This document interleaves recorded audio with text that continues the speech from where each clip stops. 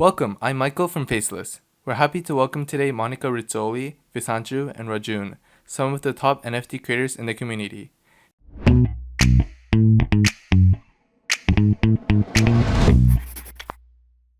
Thank you all for joining us today.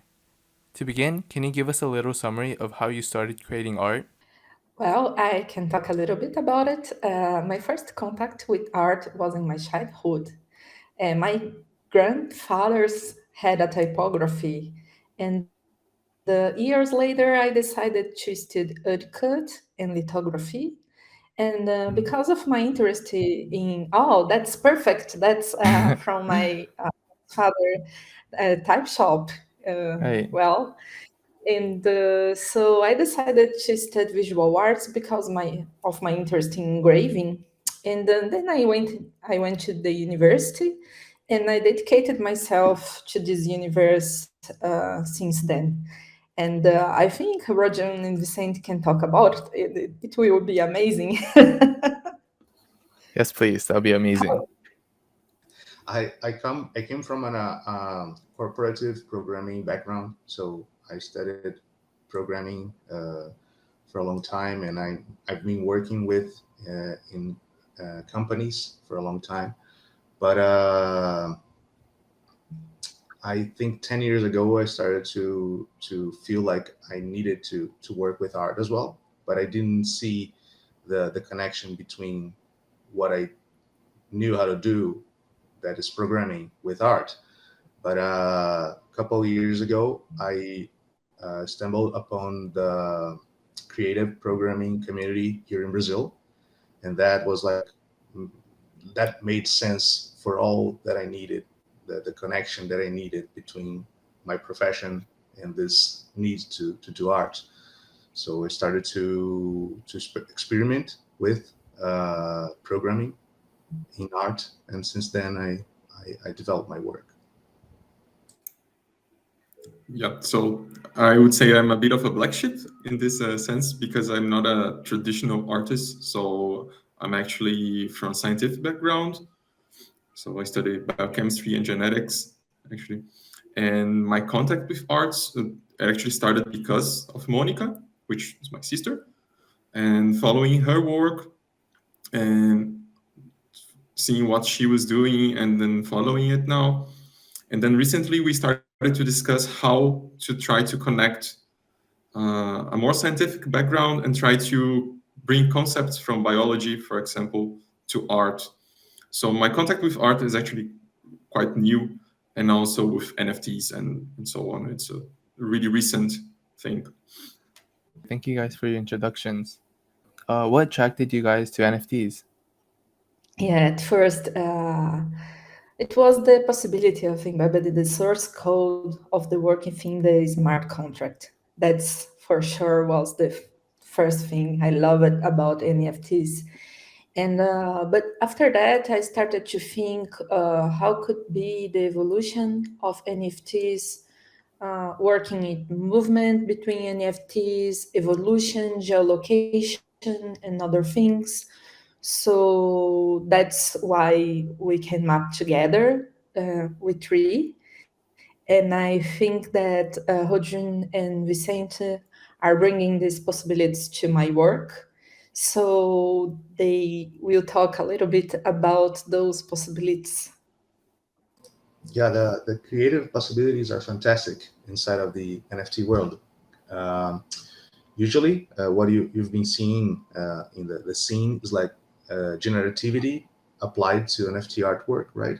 So what you have is that you have like for a collection of editions, you have a strong visual concept that binds all those editions, but each edition is unique by itself through small variations, graphical variations. So, but we've been experimenting on ways of pushing that further and trying to see the next step. So recently, we've been trying with variation over time, but not only that. If we discovered that if we sync those variations over time between each edition of a collection, you start creating the sense of movement, right? So, for example, Mm-hmm. you have a red circle in edition one of a collection. Then after a while, it migrates to edition 2, and then after a while to edition 3, and so on. And now these editions, they not only share a graphical concept, but also they start developing a sense of location. So the NFT, in addition, becomes not only an NFT, but also a place in a virtual environment or a point in time. And so that's just for illustrate the possibilities, the endless possibilities of creative process. So that's what fascinates me about NFTs. Yeah. So one thing that started calling my attention about NFTs is one thing, the last things that Rodjun said, which is this possibility of creating an interacting environment, let's say. And for me, what was really interesting is try to mimic evolution using the on-chain technologies. This is a question that's been bugging me, is how could we try to reproduce a synthetic environment and then see interaction of organisms, for example? Can we treat NFT as organisms and make their environments evolve and then the organism itself evolve? So I think for me, the on-chain art and the blockchain is actually a platform for experimentation in synthetic evolution and so on. Continuing on, once you started transitioning into code-based art, what kinds of difficulties or challenges did you guys face? Yeah, I think that one is more for me, right? So since I am kind of the artist of the group, if I can say that, there is no, well, we can think about what is to be an artist nowadays, actually, but I think I learned to program by myself, and it was really hard. I didn't know other people in the programming community. And to find educational material in Portuguese, it was also complicated. But then, when I started to really program, it was difficult to achieve the complexity in diversity that of patterns that I used to represent in my painting, in my paint. So my first works with code in code were more schematic and geometric, and took me a long time to, find a way to portray nature through code. And after Rodjun and Vicente started to work with me, this is going to be easier. And I think together we are going to make unbelievable things. Could you maybe talk about like the specifics of this art piece? Yes, I painted that in 2010 or 11, I think, 10 years ago. And well, it portrays this. I always loved this idea of how humans relate with the environment. So how we change the places we are, and how the places change what we are. And this place is more about finding solitude on the earth, making channels to find connections. And I portrayed the passion flower here. That was the same. I used it to inspire myself on fragments of infinite field. Yeah, I think that's it. I really love this painting. I also really like this piece as well, which you've shared. Yeah, that was my first generative work that was in a museum. It was in Los Angeles. In 2015, it was the final work from a scholarship I received from the MAC Vienna. It's the Museum of Applied Arts. And I was in Los Angeles for 6 months, making an architectural assessment of the environment, again, how the environment changed us. And that was the final installation of the project at MAC LA. How do you come up with an idea for these kind of pieces, and what place do you get your inspiration from? Well, usually, yeah, it comes from the observation of nature. I love also mathematics. I really think mathematics is a great uh, place to find inspiration, and history. And of course, I'm always curious about the world, who we are, and everything that related to our perception. Continuing on, I really enjoyed your night shoots collection and was wondering how you replicate the way nature looks in different pattern stages. Do you take pictures of the scenery and do you want to create it for reference? Yeah, so recently I moved to Portugal, and we noticed that animals was walking at our garden. So my husband and I, we decided to use night cameras to photograph and film these animals, and that's how the night shot series come about. Yes, this I really love those animals. Look Mhm. how cute they are. They're very cute. Yeah, those are fuinhas, and they Mm. were babies at that time. They are not Mhm.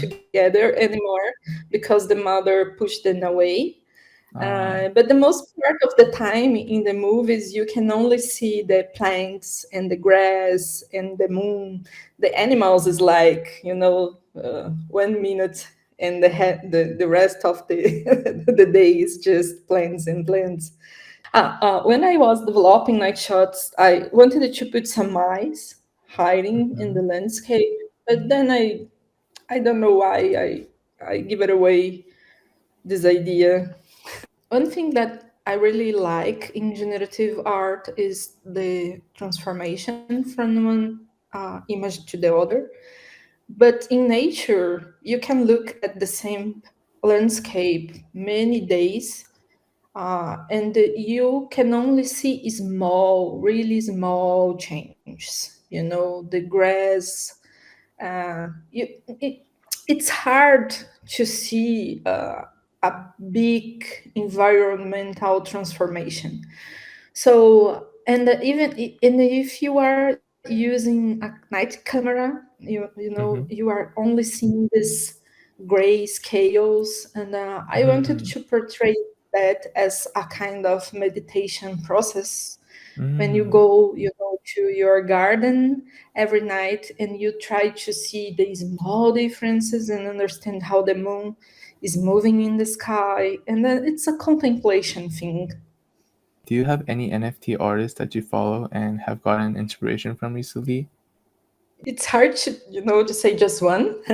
Uh-huh. um, and I really enjoy many digital artists. Not all of them have published NFTs. I will name a few, but there are many that I consider essential that are not here. But I would say Casarias, impossible not to quote, right? Mhm. Like Lieberman, because I just bought a fantastic print of him. And Saskia Frick, who I've been following for years and years. Well, in Brazil, we have a pioneer of NFT language, that's Nino Arteiro. And Mhm. we have in the generative community in Brazil, Vamos, Alexandre Virares, and then o André Bonnier, and many others. Inspired people from Brazil. We have a large community, amazing community. I can quote Rodjun because he's Mhm. here. And I also would like to talk about the installation Evolve from Krista Mhm. Sommeter and Laura Nino. This one is always an inspiration because it has nature, movement, transformation, and genetic evolution. So, well, be persistent. Self motivation, we need a lot of self motivation, and we need to research all the time. And I think it's also important to be capable of ask for help. Many people in this environment doesn't ask for help because it seems like if you are not doing everything by yourself, you are a little bit less than others. But Mhm. the truth is, we cannot do things alone. We need others. So that's also truly important. This would be like asking a mother which child is her favorite, but are there any piece or collections of yours that you are particularly proud of? Yeah. I think we have 3 videos that I send you from Yes. their chapters. And so this fantastic mushroom that are connected to their mycelium, and they have a shared sky. So so that's the development set from Rodjun, because we worked together in this project, and it's amazing because the movement from the mushrooms go from one NFT to the other, and the sky is also changing in a synchronized way between all of them. And we have also a kind of peak of the day. It's the brightest moment in the series. So one NFT per minute has the rarest trait of the whole group. So they are working all together as an ecosystem. And I don't know if Rodjun wants to talk something technically about, but I know that what we did here is something completely new in the universe of the NFTs. And I didn't know many projects that are dealing with movement and transformation between the set of possibilities as we did here. Rodjun, would you like to say something? Yeah, this was exactly what I meant by the NFT creative possibilities. And this is not only like a new concept, as Monica said, because it's new as mainly because it shifts the way we see the NFT traits, right? So usually you have traits that are unique by for each edition in a collection, and you, of course, you have the rarest traits and more common traits. On this case, the the whole set together makes one big artwork, and you have the rarest trait moving on from one NFT to another.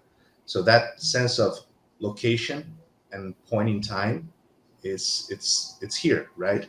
And that brought us some real interesting challenges on the technical side, because we needed to connect, to link each NFT. So we have like each NFT has like a kind of uh, has its own particularities. Like for example, the mushrooms are different for each edition, but also they have in the code like a shared script, if I can say so, and they all know the same thing. So they share this knowledge between them, and then even with every edition has having its own qualities, they also share this script and they follow that script. So that makes a connection between them. That made like very interesting challenges from the programming side, and I think that we explored in a very nice way. It's my favorite too. Yeah, I would like just to say another thing that was interesting for me. I developed surface design for a time, and I give classes about it.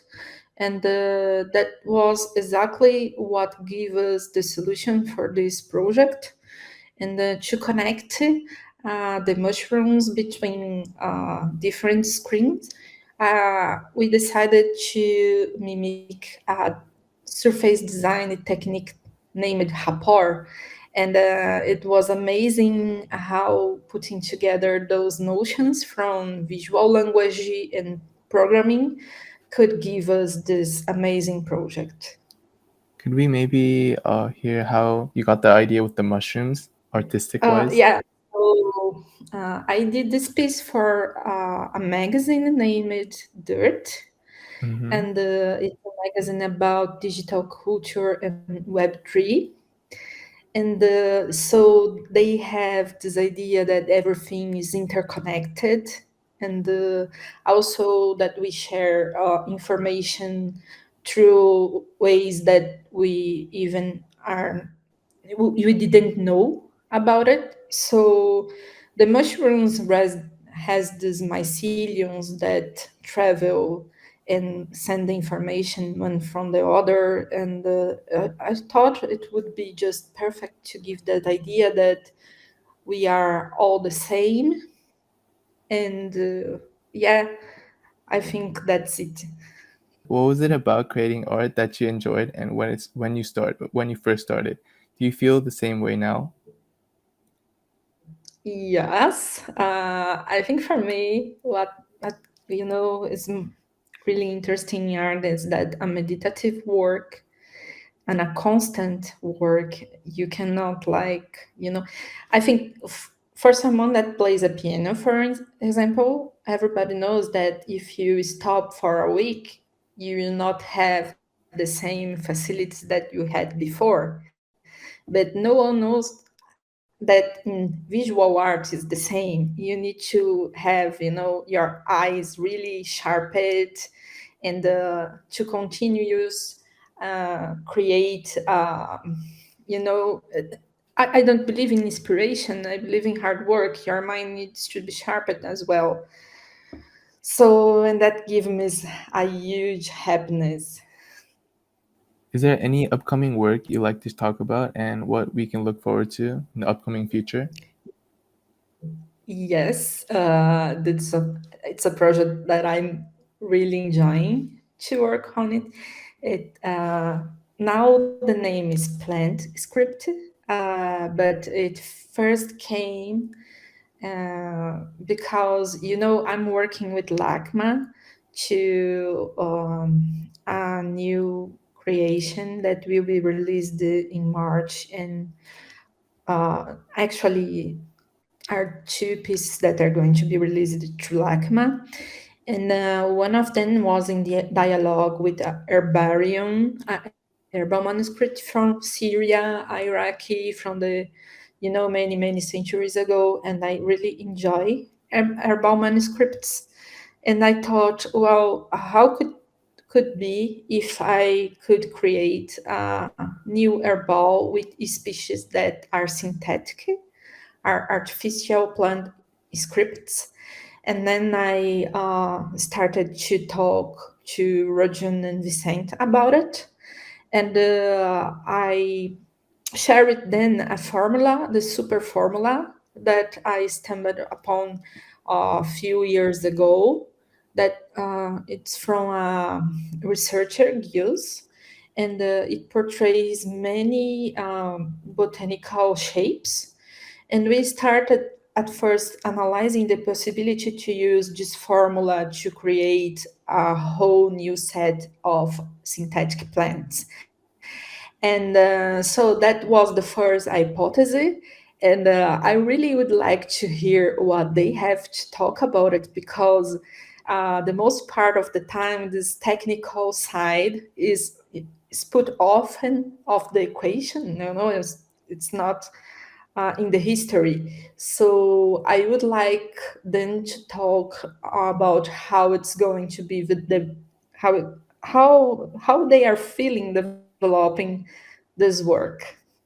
Yeah, I like to think this whole process, like from my perspective of coding, to see code as craft, as less of a technical thing, because usually we associate programming with something really hard, like hard science, let's say.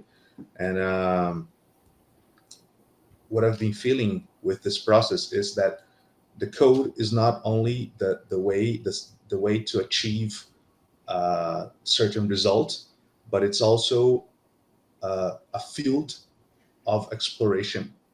field of exploration and a tool that makes us conceive new concepts. Yeah, that was basically the feeling that the code is not only like the way of reaching results, but it's also the way for reaching results. Like a way you have to walk on and experiment, and the process of coding and showing the code to other people. Like for example, I code a part of the work, and then I show to Monica with some other possibilities, and she sees other possibilities that even I that coded it didn't see it at the first glance, and then the work changes, and we make other creative decisions. So it's a process that feed itself, through this coding step. So that's what I meant by coding as craft, because it's not just like a hard and cold solution. It's a really important part of the process, of the creative process.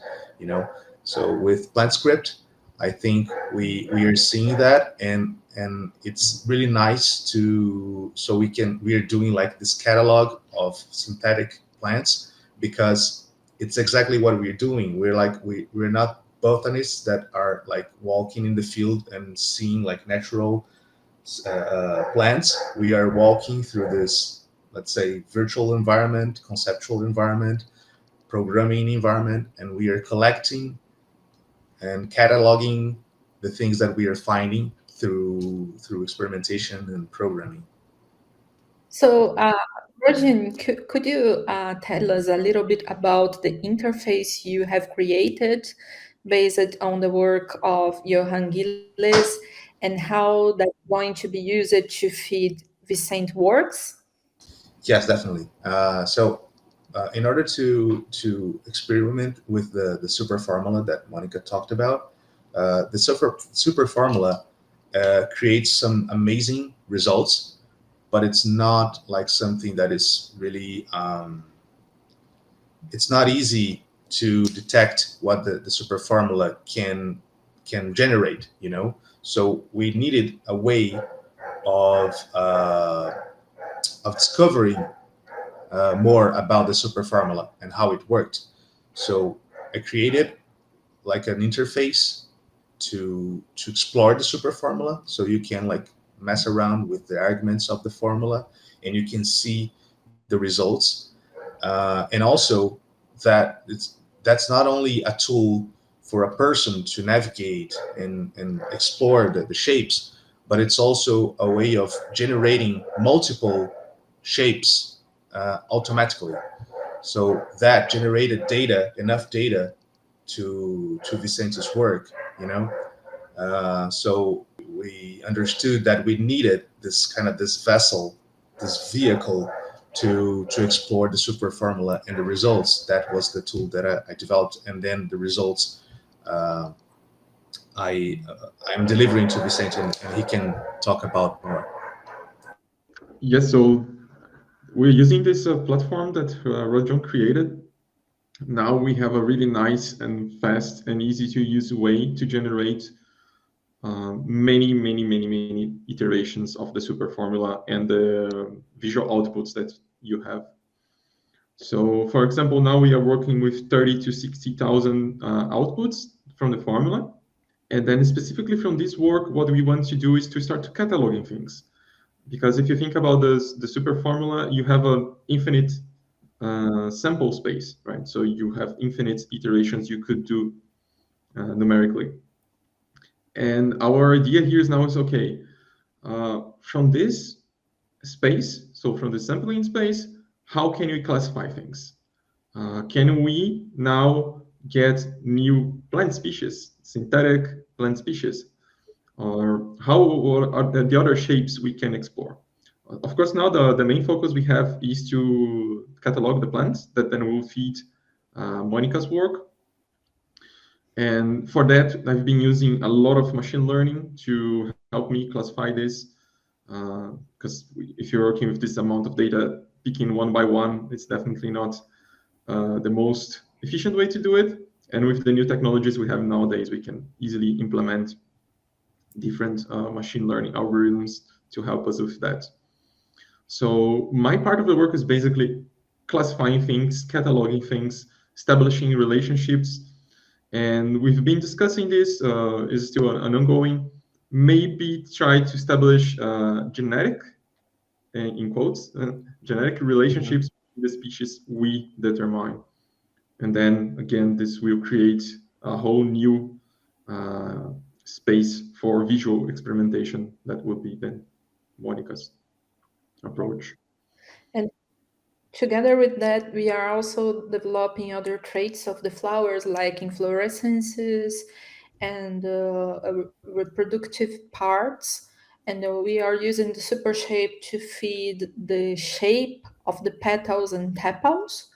And through this process that Vicente described, we want to clusterize these shapes and give them similar traits. And we are also thinking how to generate the names of the plants, because we want to do many, many, many.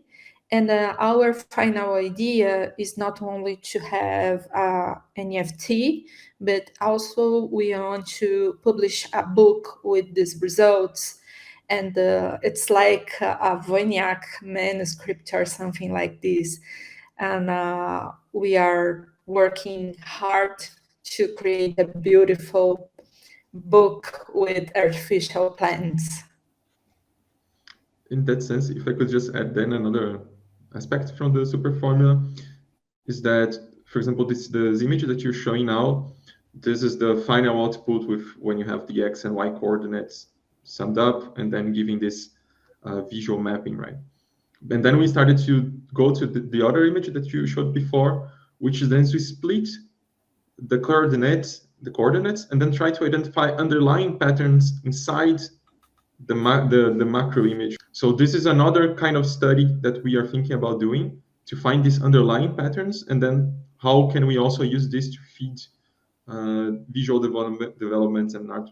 So it's been a crazy process, inception of generative process, because we need to generate the shapes, then to find a way to classify, and then to fit them with another traits. And it's been, a crazy process of encapsulating things inside of things. But I think everything is going well.